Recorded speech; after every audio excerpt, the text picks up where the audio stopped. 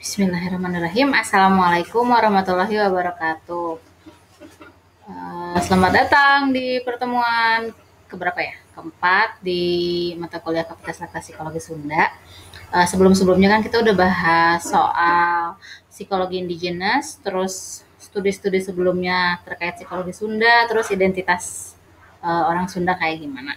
Nah sekarang kan nanti kita tugas akhir itu ada mini riset ya. Nah di mini risetnya kan nentuin nih topiknya mau yang mana nih yang ditelitinya. Kan ada dua aspek yang mau dilihat, aspek kognitif sama aspek non kognitif. Untuk yang pertemuan sekarang kita bakal coba ngegali aspek kognitif yang bisa kita teliti untuk mini riset psikologi Sunda ini. Nge-recall aja sih, udah pada ngambil mata kuliah psikologi kognitif dong ya. Jadi sebenarnya ini lebih ke nge-recall aja topik-topik yang bisa jadi peluang kita untuk ditelitinya apa aja. Oke, yang pertama brain. Sekalipun kalau di kita unlikely ya, soalnya kita belum punya MRI atau EEG, tapi ya gak apa-apa. Kalau ini buat contoh doang. Kalau di brain itu kan kita meneliti aspek fisiologis dari struktur kognitif manusia ya. Di sini contohnya kayak gini. Oke. Di sini ada Roger ketemu sama mantannya namanya Gloria. Oh, hai Gloria, si Rogernya teh nyapa gitu. Tah dari dari sapaan hai Glorianya itu teh sebenarnya setidaknya ada 3 bagian otak yang bereaksi.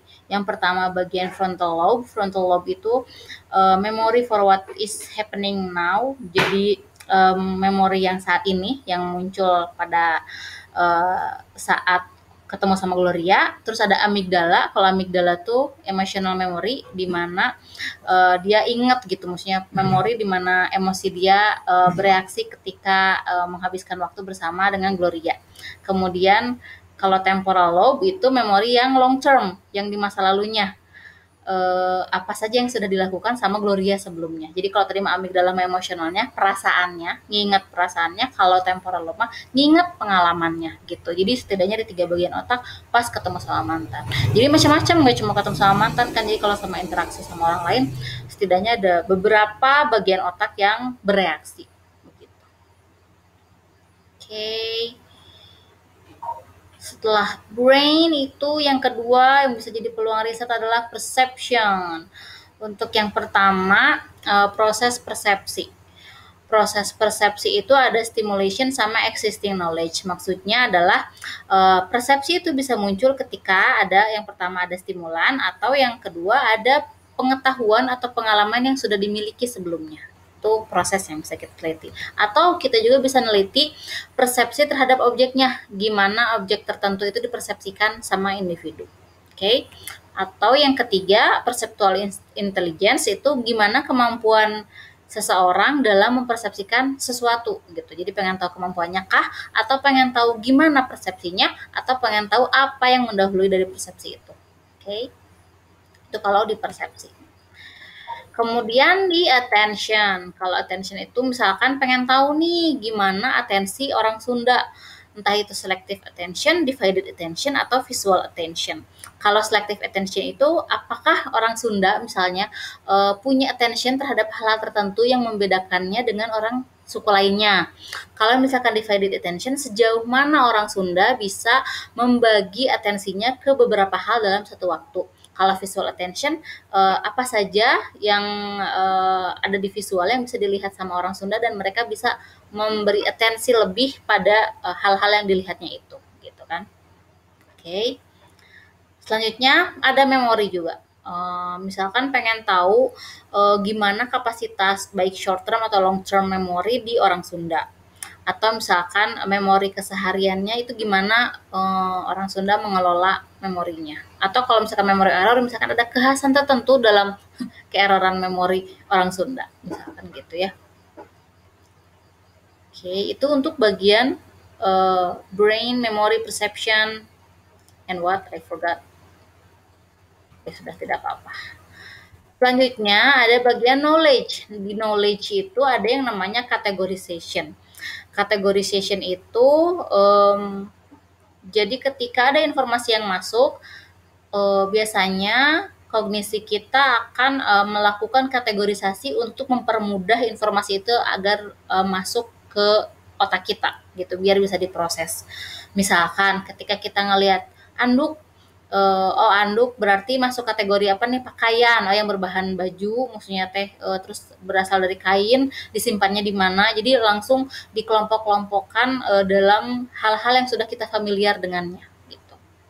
Itu kalau bagian knowledge. Jadi pengen tahu misalkan bagaimana orang Sunda mengkategorisasikan informasinya, bisa jadi beda dengan suku lain gitu ya. Atau ada yang namanya visual imagery.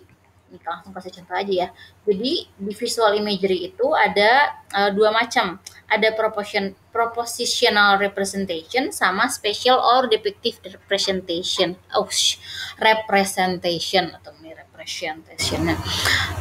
Nah, jadi kalau yang visual imagery itu adalah hal-hal yang kita visualisasikan, dan karena sudah ada informasi sebelumnya, kita bisa memvisualisasikannya, membayangkannya gitu, nggak usah ngelihat tapi udah kebayang gitu. Nah, kebayangnya itu bisa dengan dua cara, dengan simbolisasi yang propositional itu, jadi cukup nyebutin under cat sama table, kamu udah bisa bayangin ada kucing di bawah meja gitu. Atau kalau spatial itu yang atau yang depicted itu yang benar-benar sesuai atau menyerupai aslinya gitu, kayak foto gitulah ya.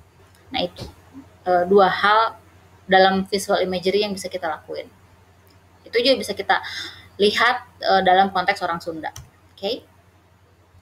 Selanjutnya ada language. Di language itu dikenal dengan istilah psikolinguistik ya. Kalau kita pengen tahu bahasa dalam perspektif psikologi, setidaknya ada 3 hal dalam aspek psikolinguistik yang bisa kita teliti. Yang pertama itu ada comprehension. Kalau comprehension itu biasanya pertanyaannya adalah bagaimana individu memahami bahasa yang tertulis ataupun yang dibicarakan. Mulai macam-macam ya, dari awal ada how people process language sounds, jadi gimana individu memproses bahasa yang digunakan, terus bagaimana mereka memahami kata-kata atau kalimat atau cerita yang diekspresikan dalam bahasa, baik itu tertulis ataupun lisan ataupun sign yang apa ya, tanda yang diperagain gitu lah, ada simbol tertentu gitu, dan bagaimana individu berinteraksi dengan yang lain gitu. Itu yang comprehension. Jadi intinya pemahaman ya, pemahaman dari bahasa tertentu. Jadi gimana orang Sunda memahami bahasa Sunda, atau bisa jadi gimana orang Sunda memahami bahasa Sunda, padahal misalkan kalian kesehariannya campur, nggak Sunda doang, ada Sunda, ada Indonesia, ada Inggris, ada Jerman misalkan gitu. Oke. Yang kedua ada speech production. Kalau speech production dari bahasa juga udah gimana memproduksi bahasa gitu. Jadi proses mental dari seseorang dalam menghasilkan bahasa itu seperti apa, itu bisa kita teliti juga. Atau acquisition. Kalau acquisition itu proses belajar bahasanya gimana. Gimana misalkan orang tua kita ngajarin bahasa Sunda ke kita gitu. Dan seterusnya. Oke, itu bahasa. Kemudian ada problem solving. Kalau problem solving, di sini contohnya ada analogical problem solving sama creative problem solving. Kalau yang analogical problem solving itu metode yang digunakan seseorang dalam menyelesaikan masalah dengan menggunakan analogi-analogi gitu. Jadi ngebayangin kalau saya di posisi ini gimana ya, atau kalau dianalogikan misalkan untuk mengurai kemacetan kita analogikan dengan mengurutkan semut-semut yang berjalan, misalkan gitulah, analogi GJ, tapi mungkin teman-teman juga sering menganalogikan sesuatu hal dalam menyelesaikan masalah. Atau ada creative problem solving. Kalau kreatif menggunakan segala cara yang halal murnya untuk menyelesaikan masalah gitu. Oke, itu problem solving. Nah, kemudian ada juga reasoning sama decision making. Di sini decision making itu yang dikenal ada yang menggunakan utility approach atau lebih ke pragmatik. Jadi ngelihat seberapa bermanfaatnya, seberapa banyak keuntungan yang bisa didapat ketika mengambil keputusan itu. Jadi keputusan yang dipilih adalah yang paling banyak memberikan maslahat ketimbang mudorotnya gitu loh kalau di Islam mah gitunya. Kalau di Sunda mungkin bisa jadi beda, melihat nilai-nilai Sunda yang dianut, ternyata decision making orang Sunda mah berbasis apa misalkan. Ini bisa diteliti juga. Atau kalau reasoning itu biasanya ada dua, ada didaktif sama induktif. Kalau yang deductive reasoning itu gimana reasoning tahu kan ya? Reasoning itu gimana seseorang nge-backup argumentasinya gitu kan, atau memberi alasan dari hal-hal yang dia lakukan gitu kan.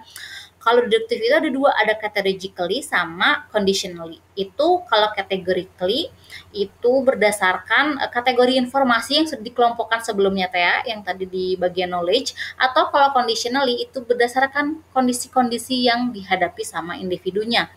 Kalau misalkan inductive reasoning itu berdasarkan fakta-fakta atau bukti-bukti yang ada dikumpulin, kemudian akhirnya menjadi suatu keputusan atau suatu tindakan yang dipilih gitu. Oke. Dan untuk PR-nya tadi kan udah aku jelasin nih beberapa ya. Ada brain, memory, perception, knowledge, visual imagery, language, sama problem solving, sama reasoning dan decision making.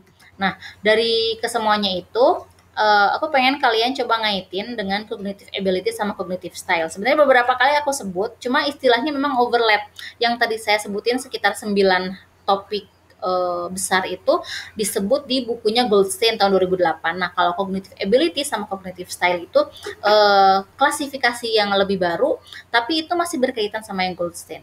Makanya PR-nya adalah mengaitkan penjelasan yang tadi itu dengan cognitive ability yang terdiri dari spatial dan verbal, sama cognitive style itu dari visual dan verbal. Itu dua aja. Kalau yang berikutnya pilih satu topik yang ingin diteliti sama tentukan satu konteks yang diteliti. Ini bisa keep in mind buat minggu depan, karena minggu depan akan masih bahas tentang aspek non kognitifnya. Jadi nanti kalian masih bisa nimang-nimang ya, mau milih aspek kognitif atau mau aspek non kognitif, nanti yang jadi fokus. Sebenarnya nanti di akhir pun tetap bisa dua-duanya, cuma yang jadi fokus satu topiknya yang dipelajari untuk literatur review dan disiapkan segala macamnya, harus tetap pilih salah satu dulu ya. Oke. Terima kasih untuk ada tanya jawab dan diskusi. Kita lanjut di forum diskusi yang disediakan di LMS. Makasih semuanya. Assalamualaikum warahmatullahi wabarakatuh.